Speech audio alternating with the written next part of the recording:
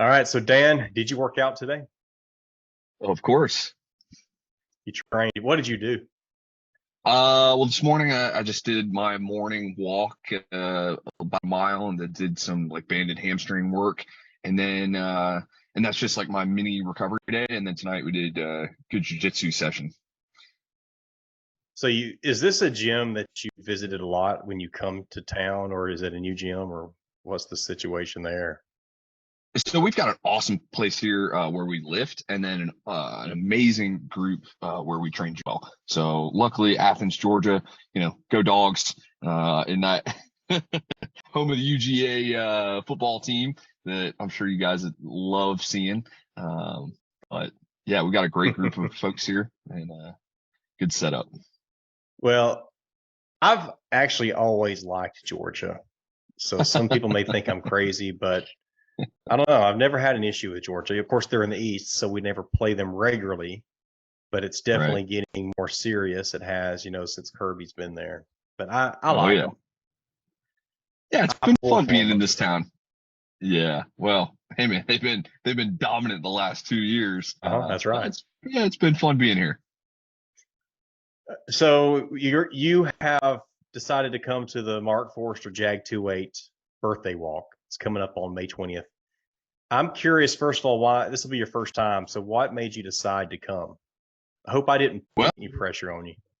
no, no pressure felt. I've been wanting to make it for years. It just hasn't ever like, something's come up, something's come up, and so hoping all the stars align and that we can get there. Last couple of years we've been out in Morocco, and with our schedule, it's like, all right, well, got to make things happen. And I know for me, it's hard to like way in advance. But yeah, man. Well, it sounds like with your job or one of your jobs, I know you were in Jacksonville last week for a while with Sandlot Jacks and the GORUCK games, and then it sounds like you're going to be in Ohio soon, I believe. That's right. Okay, you got a lot going on.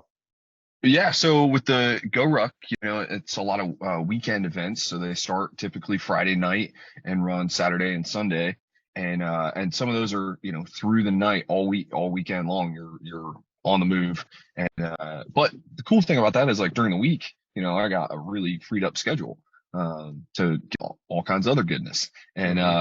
and we just wrapped up that big Sandlot Jacks big fitness festival down there, which was all year long of planning and it coming all together. But yeah, just staying busy, staying active, and in the fight. Hey, so are you going to have any four wheelers or any type of ATVs over there on your property? Oh yeah, you betcha. Of Oh, yeah, course. got to. You have to. Yeah. That cell phone thought I was talking to her. Yeah, Siri definitely wants to have an ATV or two out rolling around. Man, well, I remember, of course, we grew up with them, but sometime after I started working several years and was supporting myself fine, I went and bought one. And then, like 1 to 2 weeks later, Mark went and got the same exact four wheeler I got. So we both had one, and we never rode them as much as I wish we had of. But I hate it. He sold his, then I sold mine, and should have never done it. But one of these days, we'll Yeah. get some more for the kids. There you go. Well, that's hey, not getting any older. You might as well get one, let them rip around a little bit, wear a helmet, and maybe make it one of those stick shift ones where it's harder to go a little bit faster. That's But right. Yeah. Yeah. yeah, So or just what now? wait. Go ahead. What are you expecting for the Jag Weight Walk? I know you've kind of done your own a few times in Morocco and other places, but being here and being in Haleyville, what's your expectations? Well, I expect a lot of emotion going into it. A good community. I know that that's something you guys hold dear, and whether it's 10 people that show up or 200 people, like just feeling that and really just rucking to remember and spending time together. That's kind of my expectation of what's going down. And 28 miles, you can't. You, nobody gets out with easy feeling feet. You're going to be Yeah. limping around a little bit. So That's definitely the feeling. What are you going to wear? What kind of shoes and socks and gear are you planning on? That's a great question. So I wear the GORUCK MACV-1 boots. I've put hundreds, if not thousands, of miles on them at this point, and they hold up really, really well over time. Different than like a walking shoe or a running shoe. Man, it's just like I've never had any issues with them. They're made really, really well. And so that's what I wear for boots. Now for socks, I go back and forth. You know, it's really hard to beat darn tough sock. GORUCK, the brand, just came out with their own really nice sock as well. They've been playing around with. It's kind of a warmer sock. Mm-hmm. So my go-to has always been darn tough, or there's been a few iterations now of the GORUCK sock, which is another company called Lasso. But you know, just a good pair of socks and then conditioning your feet. Okay, So I didn't know Lasso was actually another company. I was wondering what those were. yeah, I think that's another sock brand, and they started off with those. I got a couple pairs before and had been trying them out. They were really good, but also like you know one of my Cadre air traffic control school quizzing him on like, hey, what shoes should you wear? What socks do you wear? And he said, boys, my feet are so hard that I give my boots blisters. And that kind of hit me. You know, I was like 19 at the time, and I was like, oh, okay, well, that's what you got to do. You know, you got to harden up your feet a little bit, and there's a lot of ways that you can do that. And so, like, you know, as opposed to, and it helps to have good gear, but as opposed to just like relying on the perfect sock and all that, Uh-huh. and taping your feet up and putting like lotion on it and all that. Like, man, there's a lot that you can do to get ahead of the curve, I think. Yeah, that's a good point on toughening your feet, and that's something I believe in. I do starting, in the spring. What do you do, or what would you recommend for toughening up your feet? Well, I'm a big fan of barefoot walking, as much as you can handle, just to strengthen up all the little stuff in your feet and it, you know, the whole foot, every little inch. There's so many little, you know, fibers there and receptor like pain receptors and muscles and tendons, and it all ties together. And so having good dexterity through the foot is very important, as well as just you know making sure your plantar the plantar is correctly laying. So smashing it out, rubbing. I like to roll on a lacrosse ball basically every morning or right before movement, just to get the bottoms of your feet correct, right? Another thing that Mm, I've used, okay. and this is like an old, you know, old GI trick, is actually peeing on your feet. You can do it in the shower. You Oh, can this sounds good. do it. Yep, yep. So there's a pro tip for you, old commando trick. And what it does is it actually hardens up the skin. And there's some research behind it. Try it out. Let me know what you think. But it's always How worth. do you get it on the bottom of your foot? Well, just you know, just take care of it in the shower. Okay. And the other trick that I do before any long ruck, like if you're coming out, is get your feet. Okay, so in training, go in the shower with your boots on and your socks. So your game day attire. Take a full shower, so fully submerged with your feet soaking wet in the boots, and then wear them until they dry. And what that's going to do is loosen up the leather, the fibers, and form the boot around your foot. That's always worked out really well for me. I haven't done that in all of my GORUCK shoes because they come pretty well built, broke in. But any other shoes you have, and just wear them, get them really wet, and then wear them till they dry. And that's a pretty good technique. So even if they're not new, no matter the age, as long as if that's what you're using, you're and still get them wet, Yeah, right?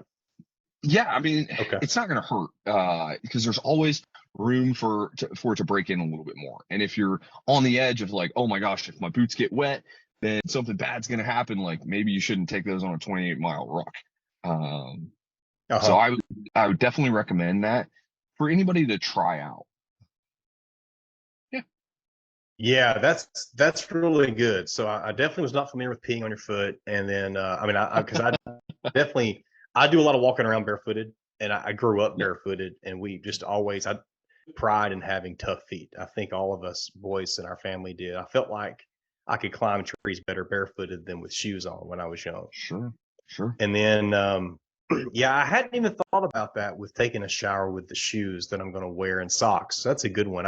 Because I mean, we do it rain or shine now, and we've had rain. We've never Hmm. had rain the entire time, but we've had rain for a few hours, and Yeah. people have been soaked pretty good. You know, another thing that I have seen guys do, and a couple of the PJs during our the 24th selection, they would put antiperspirant on the bottoms of their feet, and for weeks on end leading up to the ruck, spraying antiperspirant. And what that does is basically, I believe what antiperspirant does is clogs up the pores so you're not sweating. And so some of the moisture that you get in your socks and in your feet is from sweat. And so if you're shutting off the sweat glands in the bottom of your feet, they're not going to get as wet. I Hmm. don't think that that's necessary. And we got that taught that from some ultra runners, but I don't think that that's necessarily going to be the best bet for you. I think a better thing to do is, toughen up your skin, make sure that your tendons are all good so that doesn't become an issue, and then having a good sock change out plan. Hey, you could socks weigh, right? And so you could Hmm. throw over the course of 28 miles. I mean, if you wanted to stay really comfortable, you could change out every 6 miles or so. You're carrying a bunch of socks around, but if you get wet, change them out, and you're not going to have as bad of a day. For me, I'll wear one pair and it'll be fine, and just Will suck it you? up. Okay. Yeah. Well, we have rest areas every 5 to 7 miles, basically. That's when I change mine out. Hmm. I really change mine out. My method is whether I need it or not, I'll change them. Now, if I'm at the very last stop, the last stop is my parents' house, and it's about 3.5 miles, I believe, to the end back at the school. And if I'm feeling really good, then I won't change them that last stop. But other than that, I'm prepared to change them every time. Yeah. Okay. I think the biggest thing is that you don't want to get a blister in the first like 5 or 6 miles, right? Because Yeah. it's gonna change. It's gonna change the way you're walking. You're gonna start having some knee pain, and it's just miserable. So if you can delay that until it's way down the line, the better off you're gonna be. Yeah. Yeah. Certainly. I mean, I've seen. Well, I know you've seen it in this event. I've just seen a lot of nasty ones, and some of them, and sometimes it's people that you are unlikely candidates, but I've seen guys with just blood-soaked boots, those Mm, like those Altimas or something. Some of those issued boots that you can get, and like just soaked through instead of being tan, desert tan, the red. I mean, just bad stuff. wow. Are you going to carry any weight? Are you actually rucking? Oh, of course, it's a ruck, right? How much weight are you going to have? Do you know?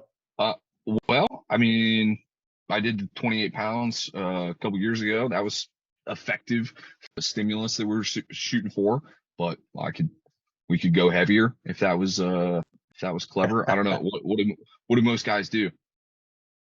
It's a technically we call it a walk because I know all of my training is with weight, but the day off I don't carry extra weight besides what I have in my pack, with lister kit just to make in socks and stuff. Yeah. Yeah, some guys show up with 60, 70, 80 pounds, some guys with 20. Like, it just depends. And there's a lot of people that don't carry any extra weight. Yeah, I I don't think I would Mueller will carry any extra weight. I would recommend that guys not necessarily do more than 60 pounds. That's pretty advanced. But I do think that there's an added element to anybody getting into it is throw 20, 25 pounds on. Like that's not going to break you down. And you can also, if you get halfway in and, you need to cross load some gear, people are going to Yeah. help you out and share the ruck. Hmm. But the idea of embracing that suffering a little bit more and then thinking about like, hey, all right, what's in the ruck, what's required, and specifically for the combat controller, well, you got your radios, you got your batteries, you got your satcom antennas. Like these are your tools of the trade, and so that's the flavoring. And I think that it can help bring it all home, is like, instead of just a walk in the park, man, like you got to embrace that a little bit more. And it doesn't have to be a crazy loadout. Like, I'm not saying put 45 pounds in, although if you're a good rucker, that's still going to be a really good event. but Yeah. just adding a little bit more will get that going Yeah. pretty well. And it could just be a cool rock. I did this for years where I would travel for GORUCK events, and whatever city I was in, I'd go down to the bay or to the river and I'd pull out a rock, and that would be what I would carry in my ruck. And then I'd bring it back, and I had a nice little garden in my house, and it was like a rock garden, and all the rocks would just end up, and it was like a little memorial, right? Well, I guess if you're willing to pay the extra weight, for the carry on, with the airline. Yeah, Um, it's funny. It's funny. You can't. Airlines won't let you take weights on typically because they show up. They like block out. If it's a steel plate, it'll basically just be a black mark on your bag, and they'll take it out. And it's an issue because if it fell, it could hurt somebody. But I've never, not once, had somebody have a problem with me with a rock. There's no weight requirement. They just will pitch a fit if you got like, a dumbbell in there or something. But yeah. seemed to be good to go by TSA. That's good to know. Yeah. Well, and we have, what's that? I said, don't try to fly with your GORUCK Ruck plate because No. that'll absolutely get taken. Yeah, I won't do that for sure. We will have plenty of volunteers that well, we have stops, of course, and we also have cars that trail and drive by, especially as the day goes on and it gets hotter. They'll drive by in between the stops and hand out drinks. And so, yeah, if somebody has the drop a load, they can easily do that and put it in a car too and get it at the end. We've seen that happen. I've seen one time where one of Mark's teammates, Johnny Yellock, he does the walk every year, and he always had those 30 plus surgeries on his feet, legs. And there was one young guy, I don't know if he was in the reserves or I don't remember what he was in, but he showed up with a bunch of weight and he couldn't handle it. And Johnny ended up carrying his ruck. And I remember just thinking to myself, man, I wonder if he knows, the situation of Johnny's legs. And here he is carrying his, 40 pounds or whatever it was. But yeah, so let's see. But man, I feel that so much because I can put myself in those shoes, and I'm sure that Johnny at some point took pride in that. Because if in any time on the team there was an issue where like the guy couldn't carry his bags, like there's somebody else taking absolute pride in like, yes, I will carry that, because that just adds like Johnny won't ever forget that. The guy won't ever forget it. You didn't forget it. And it just added to the fun of like, hey, it's a teamwork event as well. It doesn't have to be just an individual thing. If you need a hand, reach out and somebody's there to help you. And guys love to step up, and see if they can overcome that challenge, which, man, awesome that he did that with all of the adversity that he's overcome like that.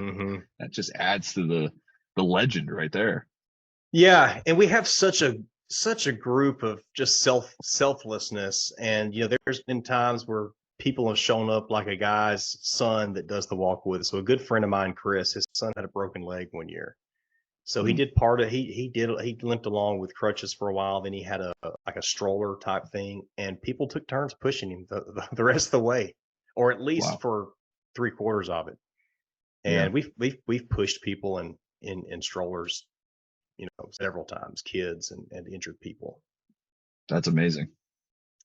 So yeah, it's a great event. Dan, we'll start out at the cemetery with memorial push-ups, and then we end it at the high school with memorial push-ups.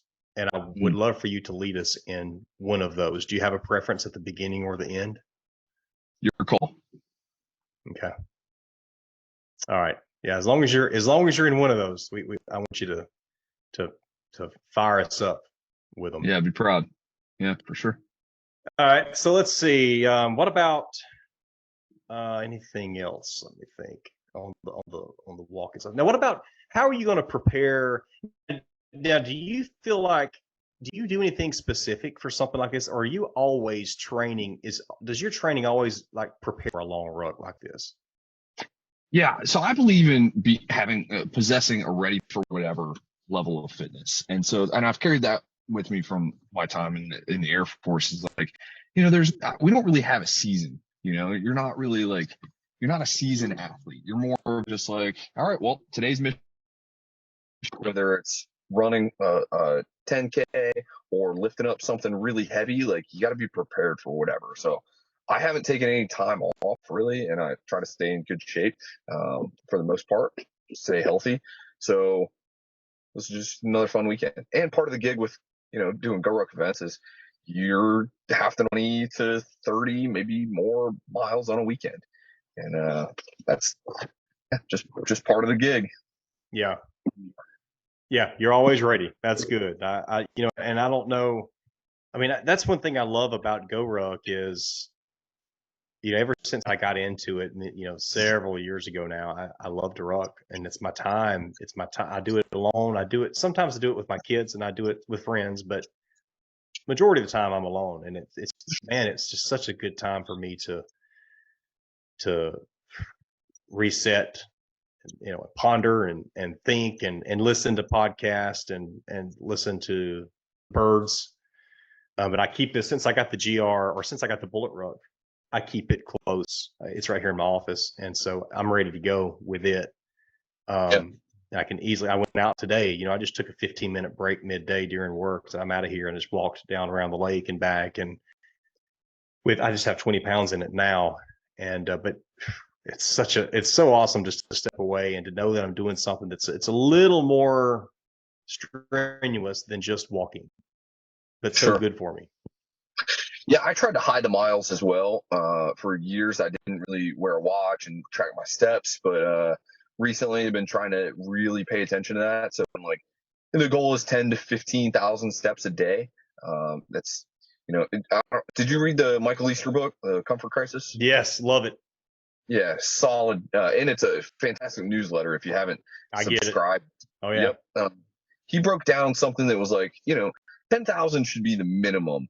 And then there was a mortality study that they did, and it was like 12,500 was good, even better, but 15,000, you really have to be deliberate and you got to try to do that, and it's so much better for you. So, I don't do all of my walking, all of that weighted, but just being active, being on the move, and taking the time. Similarly, like, I like to walk in the morning, so I do my barefoot walking in the morning, get them, whether it's 20 minutes to an hour, a couple miles, just out for a stroll. Nothing, it's low intensity, really, really low intensity. And then throughout the day, just staying active. And then I'm a big strength advocate. So getting your lifting in, getting your squats in, getting some deadlifts in, carrying. So, whatever it is, heavy weight carries.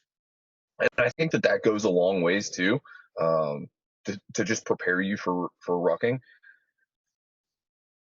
But yeah, I mean, nothing will replace getting a rucksack on the back. Gotta put it on and get some practice with it. Well, something that you do, and I know several people that do this, but I've seen you do it even recently with your wife and son, is teaching him the importance of taking the stairs, whenever possible versus the elevator or escalator.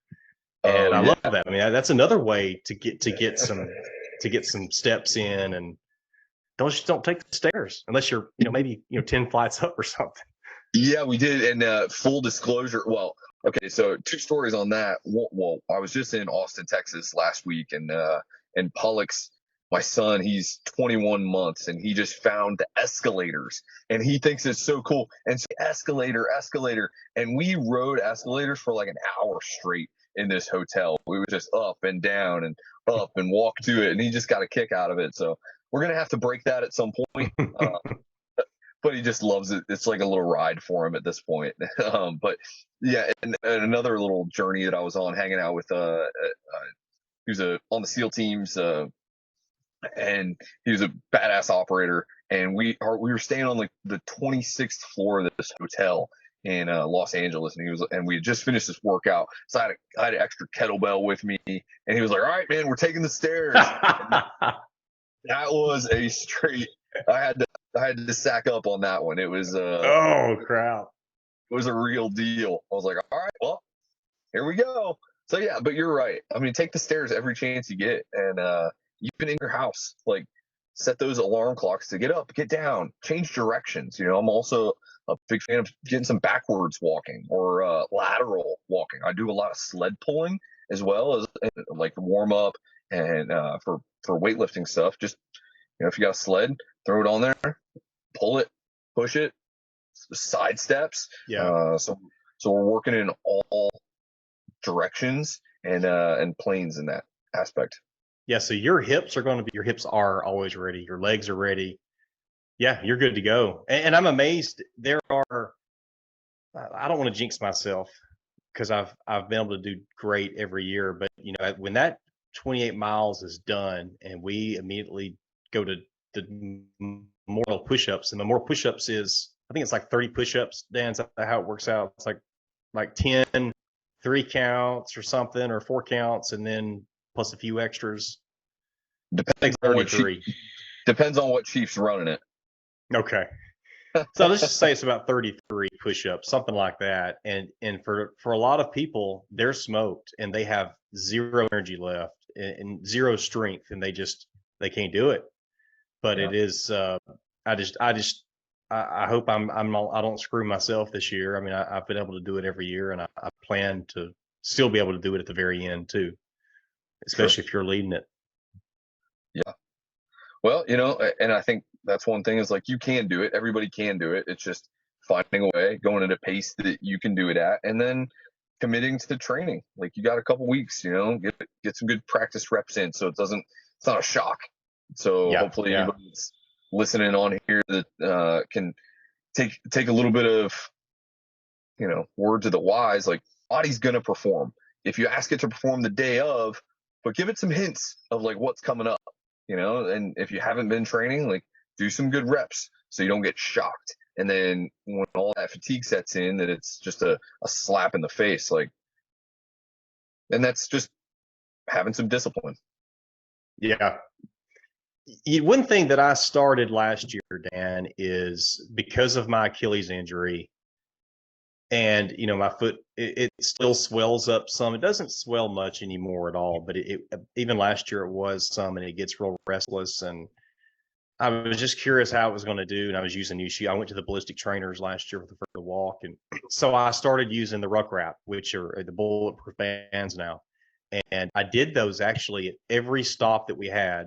So every 4 to 7 miles, I put some compression on both. I did both ankles. And I realized it was just that one day study, but I didn't have swelling at the end of the day. I didn't have the restless leg. So do you plan on doing anything like that during the event, or will you save it for after or before, or what? So 100% of the time, before and after, and then during is like, if you have an issue, I would say absolutely. So you're with a known injury, that you're going to get swelling, and so you're staying on top of it so it doesn't get worse, and you're really demanding through what you're referencing is the compression bands, and so it's our tight wrap from the ankle or from the middle of the foot up to the ankles, and you can really put some more pressure on your Achilles. But all that trauma, all these steps that you're putting in is causing little micro traumas, and your body's natural response to that is to push swelling to that area to protect it and to help recover it. Well, if we're pushing that fluid back into our body, and it's going to help with the recovery, but you're also through a process of intermittent ischemia. Ischemia meaning lack of blood flow, and intermittent is just being however often as you do it. Your body's going to flush. When you take that band off, you're flushing fresh blood and nutrients, HGH, all kinds of healthy properties, healthy blood back into that area to help with the healing process intra-workout or intra-activity. So, your question, I'm going to do it before just to prep. So I'm as optimally set up as I can be. But then throughout the walk, like, you're tuning into your body. You're listening to the little things. You're seeing how your ankles are feeling, how your calves are doing, how your knees are doing, your hips. And then depending on how it is, like, address the little problems as they come up. So, just like you're driving your car, if you're alert, or, if your check engine light starts flashing at you or comes on, if you ignore it for too long, something bad's going to happen. Worst case scenario, the engine blows up and, you tear a hamstring. Similarly, man, you got to take care of the machine as you're walking along. So I've had a lot of issues where, you start off a ruck and you're like, well, my right knee's kind of bugging me. So do a wrap, a couple wraps below the knee, a couple wraps above the kneecap. So you're taking care of calf, Achilles, and hamstring. I'm sorry, calf, quad, and hamstring, relieving some of that pain as you're walking along. And I've seen numerous people have good results with that.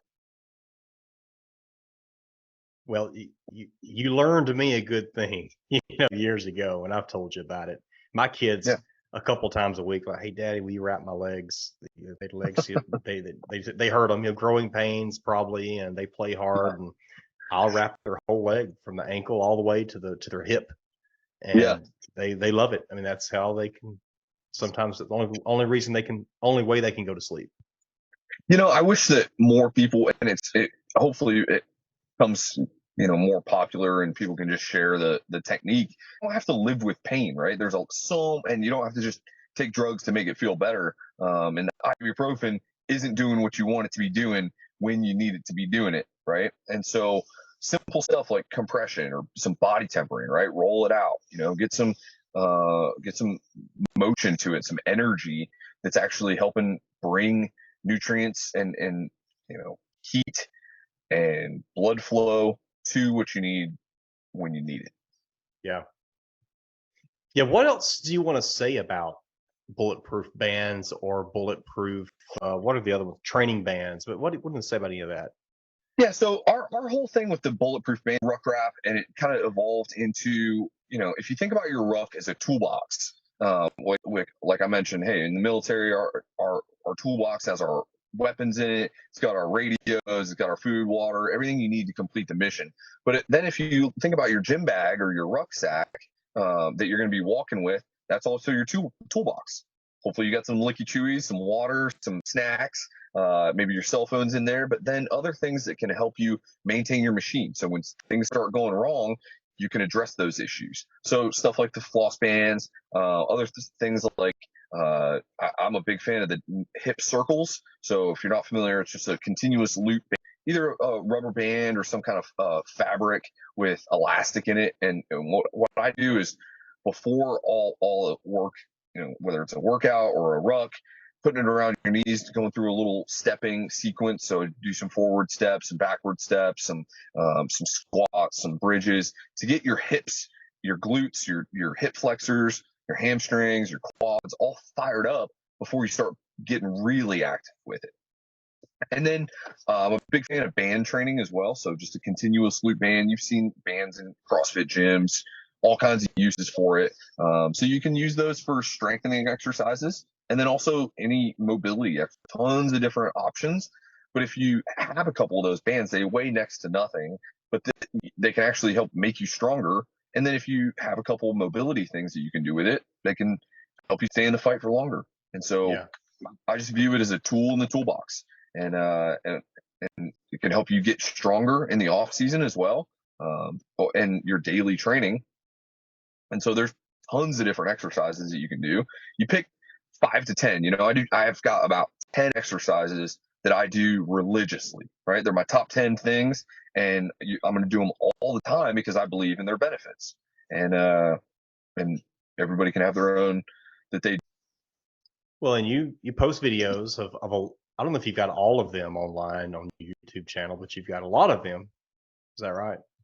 Yeah, I try to post stuff that some weird stuff that I do, not like super crazy off the wall, but say, hey, like banded good mornings, right? Why would I do a good morning? Good morning is a simple thing. You're standing on the band, you put it or loop it around your neck, you keep a little bit of bend in your knees, you keep your back straight, you push your butt back, and then you stand it up. So it isolates the hamstrings, which are on the back of your legs, the posterior chain, and that's oftentimes a very weak point in athletes, specifically which girls tend to be quad dominant, and that's why they tend to have a lot of knee issues. You hear them tearing ACLs or torn meniscus or all kinds of things because they have an imbalance from the front to the back.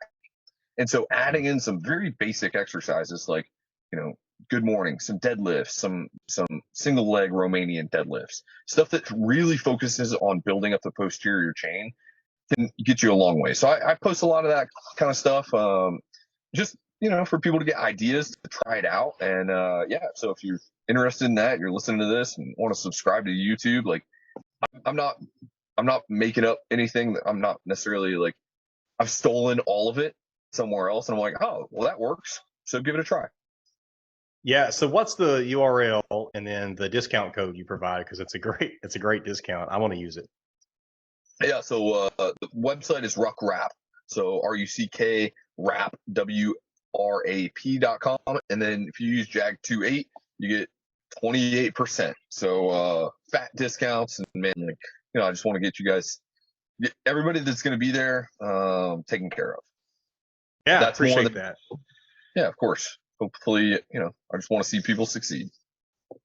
Well, I have a good friend that he helps me a lot with like search engine and just anything online marketing stuff. That's what he does. And we talk training a lot. We work out very differently, but I love talking about it with him. And so I bought him one of your new training bands, the orange one.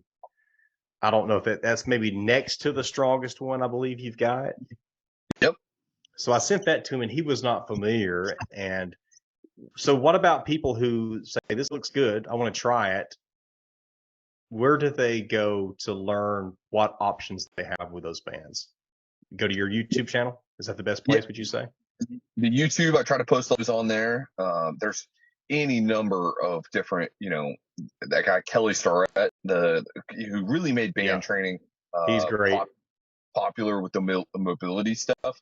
It really all stems back to like, the powerlifting, though, the guys from Westside Barbell.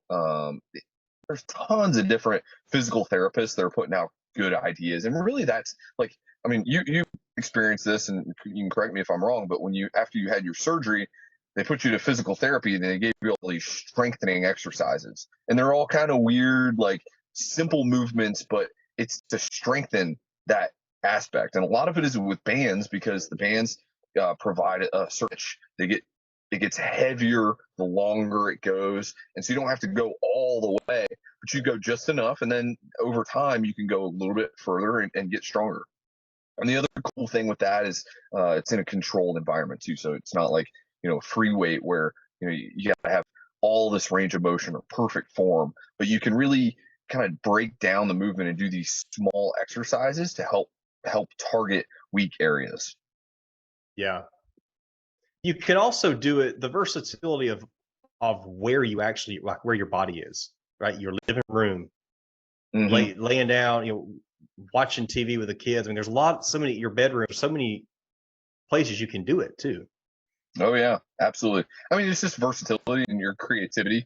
I keep, a couple different sizes around all the time, because we carry 6 sizes. You could probably get, a dozen different weights essentially of different bands. But my most used band is like a super thin little band, and you're just getting high rep stuff that helps build up blood flow, and so you're reducing soreness, but you're also help strengthening all the little stabilizer muscles by doing high repetition movements. So, I mean, the options are really limitless to your creativity and what your body needs, because we've all got different weak areas. But some standard stuff is like most guys have weak hamstrings, weak low backs, and weak triceps. And so those 3 things, like add 1 or 2 movements in for those 3 areas, and all of a sudden, hey, rucking gets easier, your core is stronger, and your push-ups get better because your triceps are stronger. So that's solving most of your problems right there. Well, I heard from you years ago, and you're the only person I've ever heard this from, was fronts for show, backs for go. Never forgot that. That's right. Yep, absolutely. All right, a few more things, Dan. I love the train with sand. I love all the sand options with GORUCK.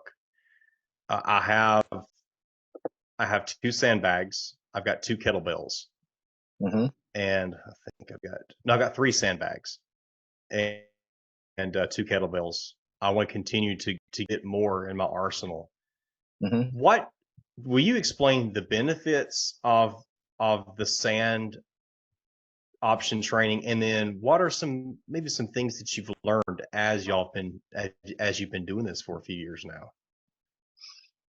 So some benefit, anytime you're doing resistance training, you've got tons of benefits, right? I mean, strength is quite literally the fountain of youth. So, pick it up, put it down, pick it up in your arms, do some squats with it, pick it up, press with it. Just getting some resistance training is going to help out with basically everything. It doesn't have to be crazy complicated, doesn't have to be overly heavy, but you're going to work through some good form issues. I think that's one of the biggest things that we've learned over time is like, just listen to your body. Don't do too much too soon, too fast, and ease into it, right? You don't have to have a huge ego lifting, but at the same time, like, bring your ego and help make it stronger, right? I mean, that's the whole reason why you're working out, is to feel better and gain confidence under the weights. And so for sandbags, it's just viewed as just another tool. Some guys go through life and all they do is kettlebell stuff. Some guys, all they do is barbells. All of it's good, all of it's positive, but you got to do it. The biggest thing is like not doing your work is the wrong answer, right? Letting your sandbags get a bunch of dust on them is the wrong answer, right? Putting it to work and keeping it constantly varied, changing it up, not getting into a routine and not doing it is the only work. Yeah. Well, I know I'm one of many who experienced this, but in March of 2020, I was laid off, and I worked for a company that had a pretty good gym, and I worked out. I worked out in there, almost every day of the week, and I was thinking, oh man, where am I going to train at now? What am I going to do? And I also have always used or for many years, I've been using Mark Lauren's body weight training. If you know him, former combat controller. I love his philosophies too. And so I was left with whatever I had at home. I didn't have a lot of time, so I just used body weight. And then I started adding and some sand kettlebells, and that's been a huge blessing. Now where I work at Lockheed Martin, we do have a great gym, and I use it when I go to work, and I can go whenever I want. But I don't go to work much, once a week. And so I go to work to use the gym mostly. Other than that, I'm here at home, and I've got what I need. I really could use another sandbag and another kettlebell, but I've got pretty much what I need. I got a couple dumbbells, so it's a fantastic. I guess does Emily McCarthy take credit for that, or what, for the sandbags, or who is that? You who is the brains behind? I'm not really sure who was the first to, kick Jason in the butt and tell him, hey, we need some sandbags in the arsenal. But whoever takes credit for it, great. But at the end of the day, like, it's not about how much stuff you have, it's what you're doing with it. And so, hey, like, you can get a fantastic workout with body weight and even one sandbag. And one of my favorite ways to train is just mix a body weight movement up with a simple sandbag movement. And it doesn't have to be, ideally it's not the same movement pattern, but do something with body weight, do something with weights, and just go back and forth like that until you're smashed out. Like, it doesn't have to be complicated. No. And that's another thing with GORUCK too. It should have launched yesterday. There's widgets on the backside, but we're coming out with the specialized training programs. And so I just wrote this whole strength program.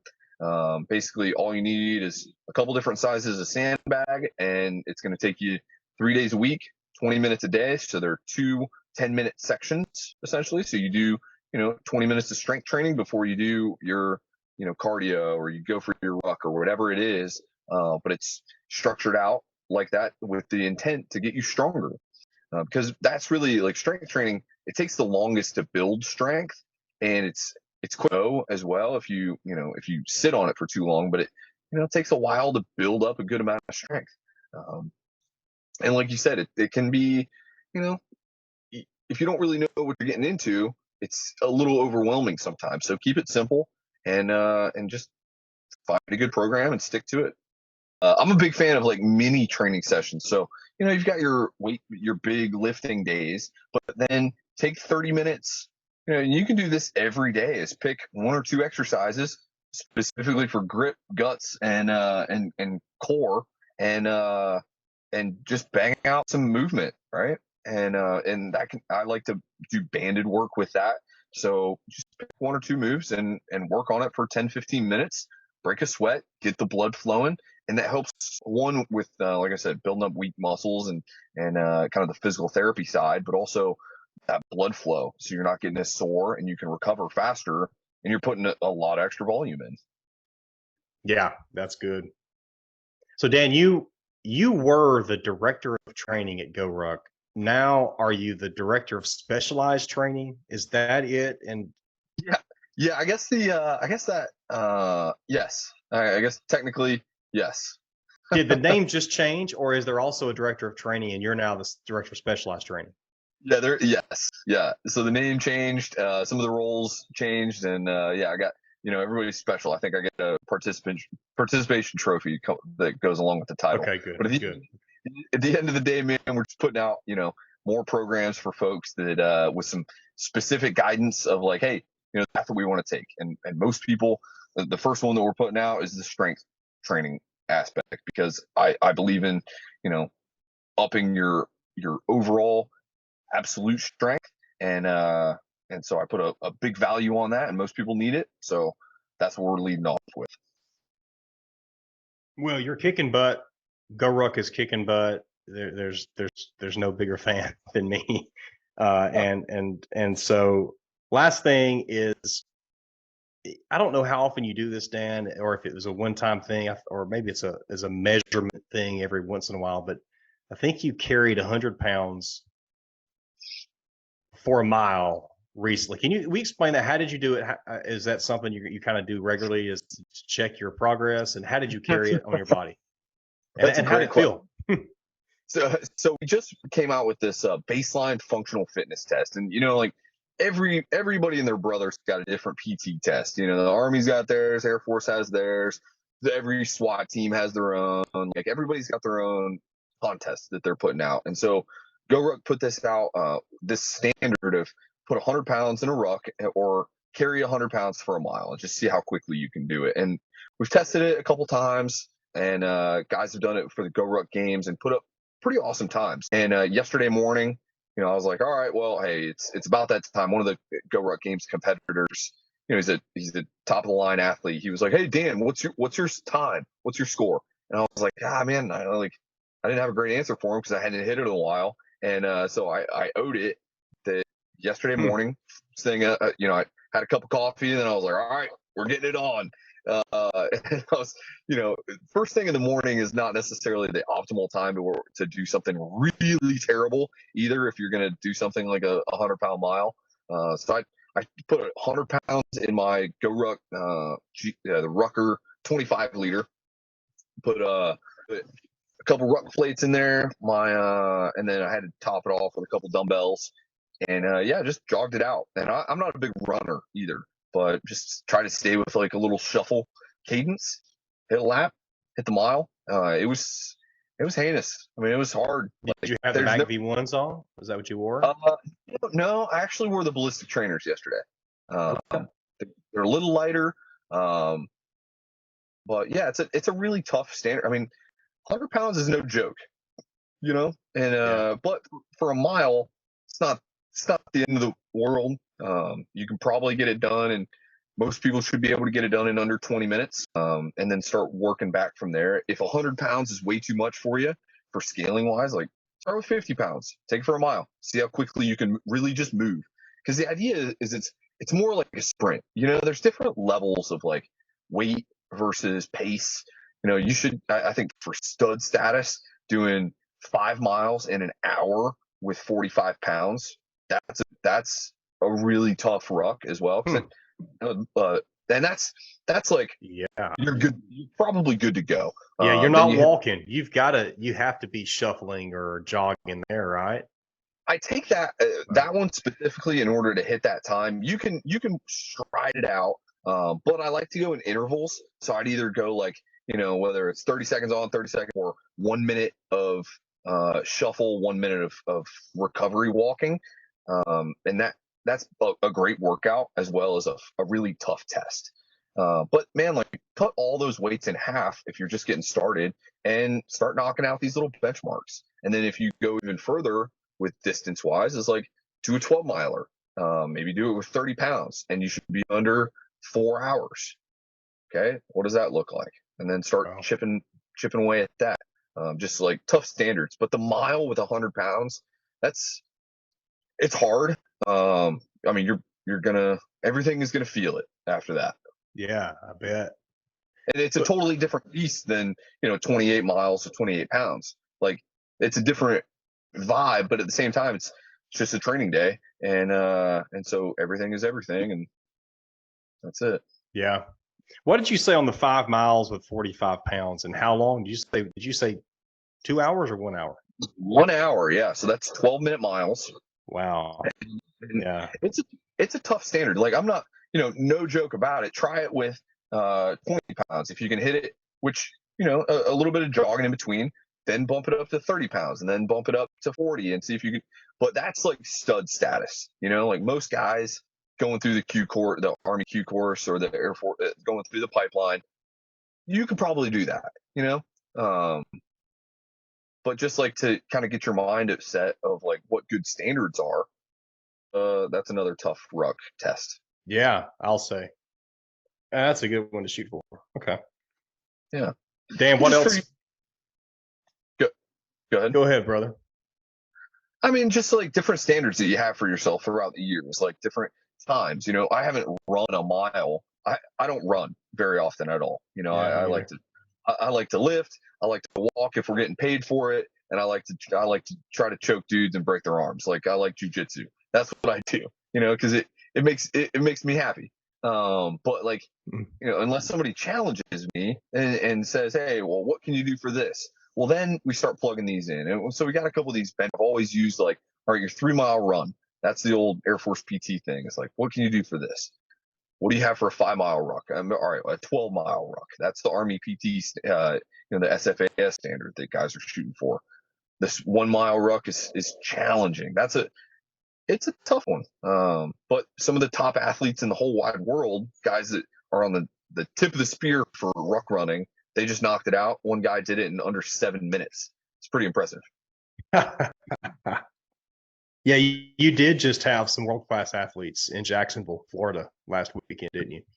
Yep. I want to get down there one year for that. I don't know if maybe we need to have if I just need to participate in something, or I'm obviously not a world-class athlete, but or maybe have a booth, the foundation have a booth. I don't know. I want to take part in that because it looks awesome.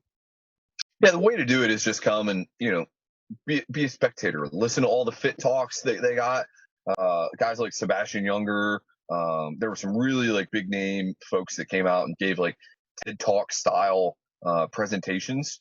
And then there's a bunch of GORUCK events. So there's like the lights, there's basics, there's like scavenger hunts all weekend long, and just a good environment for the weekend. So that was awesome. I think they will probably do it again next year. But at the end of the day, just a bunch of folks getting together and training hard, and it gives you something fun to look forward to, and hanging out with a bunch of weirdos. Yeah, I know. I'm a weirdo too. Well, so Dan, what about business ventures? I know you at least shared a picture of a building that I made some assumptions on. Do you have something in plan there in Athens or in the area in the near future that you can talk about? Well, I don't know if we fully discussed the Riyadh in Marrakesh. So we have a boutique hotel in Marrakesh, Morocco, and that's like, we moved out.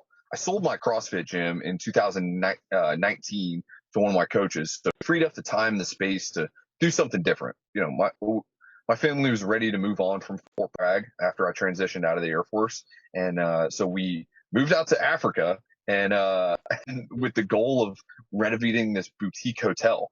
And so we've been open for a little bit over a year now, and it's phenomenal. It's really been a fun adventure for us, and it's a cool kind of gateway to the Middle East. And so Marrakesh specifically kind of brings a lot of cool elements from Iraq, Afghanistan, and then ties in pieces of like how California or Arizona feels. And so it's safe, it's affordable, it's very liberal. Like it's just a cool way to experience that culture. And so I've had a really cool experience with it. And so that's what we do primarily out there. What's the name of the And hotel? so the hotel is called Riyadh La Vie, and Riyadh is the style of house. So it's in the city Medina, and it's this old ancient city walls. You know, you got to walk through down these little alleys to get to this place. You can't even drive a car up to the front door. Like it's, you know, imagine the streets of Aladdin. That's kind of what the feel is.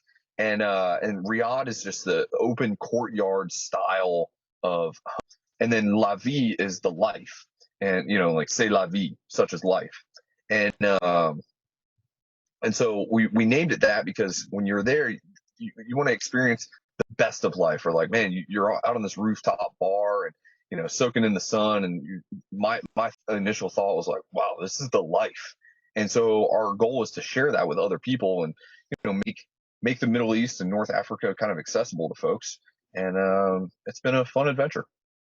That is an adventure. Yeah, I think there were regular pictures, which I believe was that courtyard type area that I used to see of yours. Is that right? I mean, it really depends. I can send you the link, but man, if anybody's interested in experiencing that side of the world, it's very safe. Like they're culturally very liberal, and religiously, like they're you know, there's a very wide spectrum out in Morocco specifically, and so it's been pretty cool for us. But you know, back into Athens, like we're working on building out the homestead here, so having a little farm, and you know, you can either be a warrior in a garden or a gardener in a war, and depending on which one you want to be. I've had my different phases, and you know. And that's great. Well, I mean, I'm sure your family's glad to have you back this side of the pond. Yeah, my mom came out and visited, and she was actually talking about retiring out there because she liked it so much. Well, yeah, send me the link because I would like to include it here. Yeah, because there could be some wild person that listens that wants to go, and so I'd love to have them. We have a lot of folks come out, and it's really cool just to kind of help people set up their excursions and really like experience that culture in a way that you know you don't have to go to, you know, it's a very safe environment, and so that's been cool to help people facilitate that journey. Yeah, that's cool. I didn't know.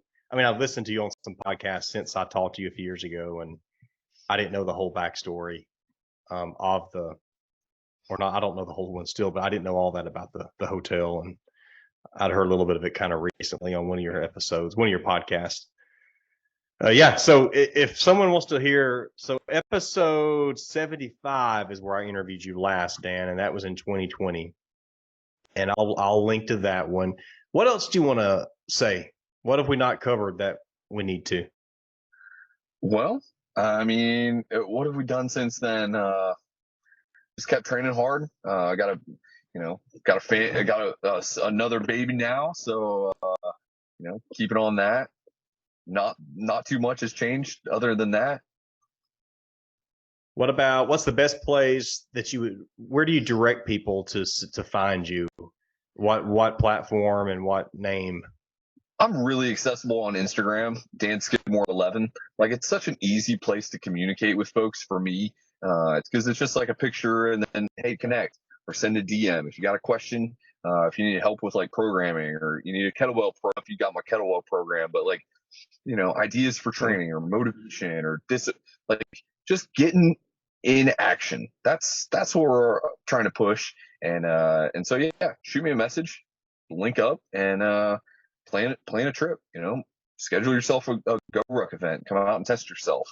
But yeah, Instagram's great, Facebook, Cadre DS, and yeah, anywhere.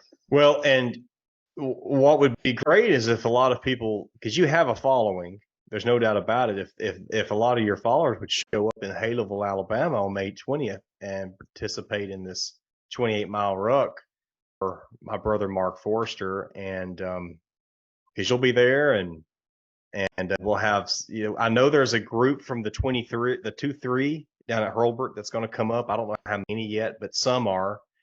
Yep. And a lot of people don't sign up until the very end.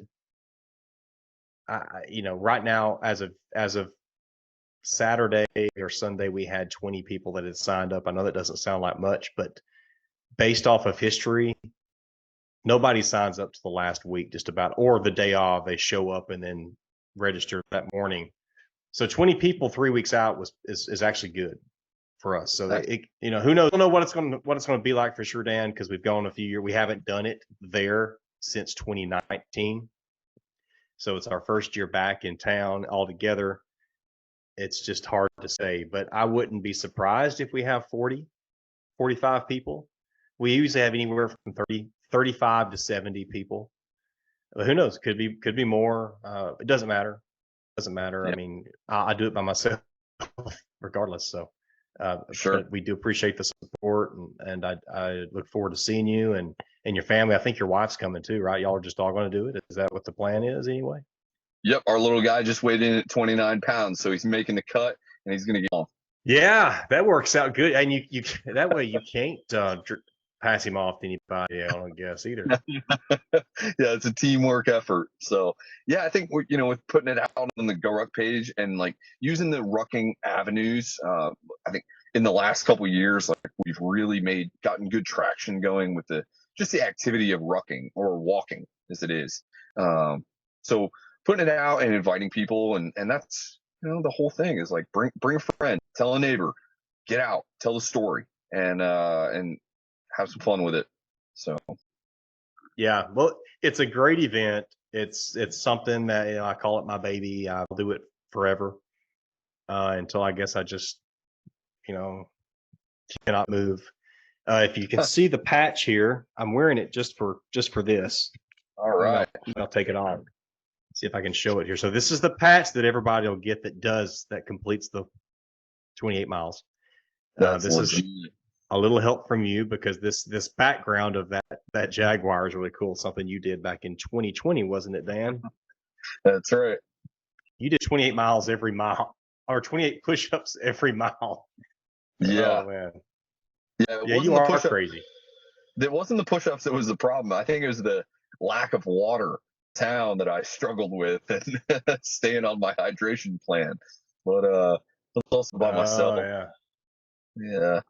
But just another tough. Hey, that to me is the hardest, most worthy hero workout that I've seen put out. Like you can come up with some crazy workouts, but it's literally that's a tough one. So clear your calendar, get after it. If you do 28 push-ups every mile for 28 miles, that's 784 push-ups. Now, if you throw in the memorial push-ups that we do twice, let's just say that ends up being 60. That's 844 push-ups right there that you do in a matter of 11 hours. It's a lot of push-ups. Yeah, well, back when it was hard, back when we were going through training, Cadre would often times issue us 1,000 8-count bodybuilders to be done after your ruck before you get any kind of like fun for the weekend. And we would sit in the hallway of the old building there in Keesler Air Force Base, and you do 8-count bodybuilders till you have a sweat angel underneath of it. You know what the 8-count bodybuilder is, right? No. Okay, so you drop down to your hands, you kick out your feet out to the push-up position, you do a push-up, you spread your feet out wide, you bring them back together, and then you stand up, and that's one. Okay. Essentially it's like an 8-minute. But we would do 1,000 of them, just because Cadre got mad or something. But man, that capped off basically every week or every 2 weeks of just brutality. So when you look at numbers like 900 push-ups, all right, whatever, knock it out, chip away at it one at a time. Lost you. You there? Yeah, I'm still here. Can you hear me? Okay. Yeah. Sorry, man. I'm sitting in my glorious office here in the car. And, I know we've got a Blair Witch project going on here, I think, Dan. Yeah, that's it. It's I don't have a sweet office set up, but someday maybe if we do another podcast in a year or two, I'll have the sweet office set up. Yeah. it's rough and most of the time I just stand outside and get some sunshine. But Well, let's end it for you. It's late. It's at 10:30 for you now. I appreciate you doing this. Is there anything else you want to say? no, man, I'm honored to be on the path with you guys and stoked to see everybody. Man, I appreciate you. Let me see if I've got anything I wanted to cover for sure. Keep up the great work. Go Ruck. Absolutely. By the way, my wife joked with me today. She kind of makes fun of me about the whole GORUCK thing because I have a lot of clothes and I wear them a lot, and you know, I do videos sometimes, and so I went out for Ruck today. I walked out the front door. I was gone for 20 minutes. And during that time, somebody came and knocked on the front door, and she was here sitting in the front dining room, but she hadn't had a shower, and she said, "I'm not answering the door." But the guy had on like a white polo shirt with American flag on the sleeve, and she said he was wearing shorts like I wear. She said he looked like a GORUCK guy. She said She said, I think it was GORUCK. They were coming to recruit you. Yeah, she sees all the GORUCK stuff show up at the front door. That's it. Well, as long as you don't tell her the price tag on it. Yeah, I know. All right. I appreciate you, Dan. Thank you. I hope to see you in less than 3 weeks. All right, brother. Thank you.